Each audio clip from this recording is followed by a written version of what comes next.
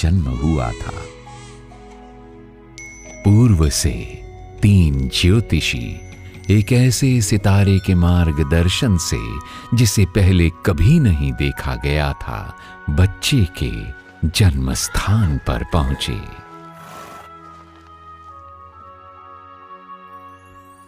उन्होंने बच्चे को आराधना पूर्वक नमन किया। ये वही बच्चा था जिसका परमेश्वर ने वादा किया था और जो इज़राइलियों की अगुवाई करेगा और उन्हें व्यवस्था से छुटकारा दिलाएगा। कभी जाना नहीं उसके वजूद को इंसान ने कभी माना नहीं, कभी माना नहीं। फिर भी उसी ने इंसान के पुरखों को सांसें दी है, इंसान को जिंदगी दी है। धन्य है वे जो मन के दीन हैं, क्योंकि स्वर्ग का राज्य उन्हीं का है। धन्य है वे जो धार्मिकता के भूखे और प्यासे हैं, क्योंकि वे तृप्त किए जाएंगे। परंतु तुम्हारी बात हां की हां या नहीं की नहीं हो, क्योंकि जो कुछ इससे अधिक होता है वह बुराई से होता है। जो मुझसे हे प्रभु कहता है, उनमें से हर एक स्वर्ग के राज्य में प्रवेश ना करेगा, परंतु वही जो मेरे स्वर्गीय पिता की इच्छा पर चलता है।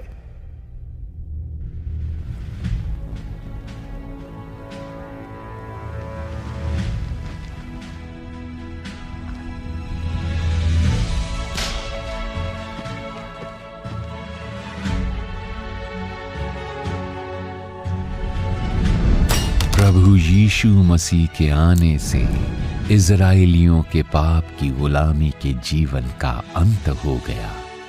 अब उन्हें व्यवस्था को बनाए न रख पाने की वजह से दोषी ठहराए जाने या मृत्यु दिए जाने का खतरा नहीं था। उसे इंसान ने कभी देखा नहीं, क्या आप हमारे प्रभु यीशु हैं? जिसकी प्रतिज्ञा मेरे पिता ने की है, मैं उसको तुम पर उतारूंगा।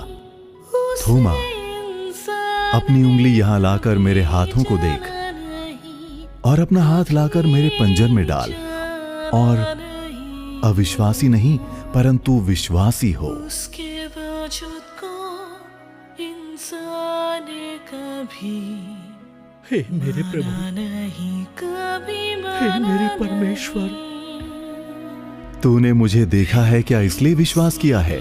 धन्य वे हैं जिन्होंने बिना देखे विश्वास किया। सांसें दी है, इंसान को जिंदगी दी है। प्रभु यीशु की पाप बलि के कारण उनके पाप क्षमा कर दिए गए। उनकी रहने की स्थितियों में पूरा बदलाव आया।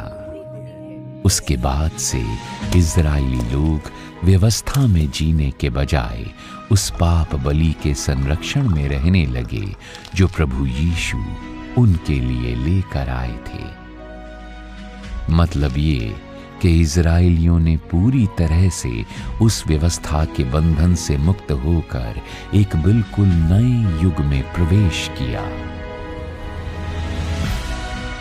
इस युग में वे पश्चाताप और प्रभु के भरपूर अनुग्रह के जरिए पापों से मुक्त हो गए और उन्होंने उन वादों का भी आनंद लिया जो प्रभु यीशु ने उन्हें दिए थे।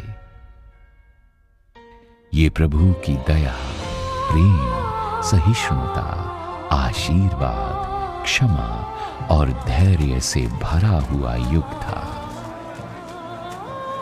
इसीलिए हमने इस नए युग को अनुग्रह का युग कहा। प्रभु यीशु को अपना उद्धारक मान लेने पर लोगों के पापों को क्षमा किया जा सकता था। और परमेश्वर ने उन्हें जो असीम अनुग्रह और आशीर्वाद प्रदान किया वे उसका आनंद ले सकते थे। इस अनुग्रह ने न केवल परमेश्वर और इंसान के बीच के अंतर को कम कर दिया बल्कि उन्हें उनकी पाप की गुलामी से भी बचा लिया।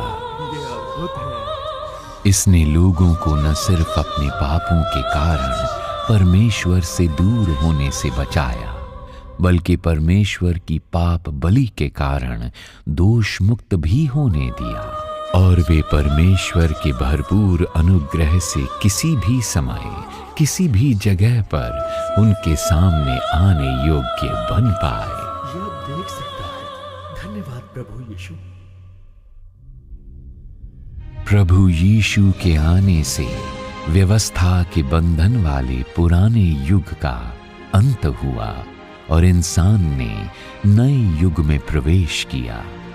इसी दौरान इससे परमेश्वर और इंसान के रिश्ते बेहतर हुए और इंसानों के बीच परमेश्वर के प्रबंधन कार्य के लिए एक नई शुरुआत, एक नया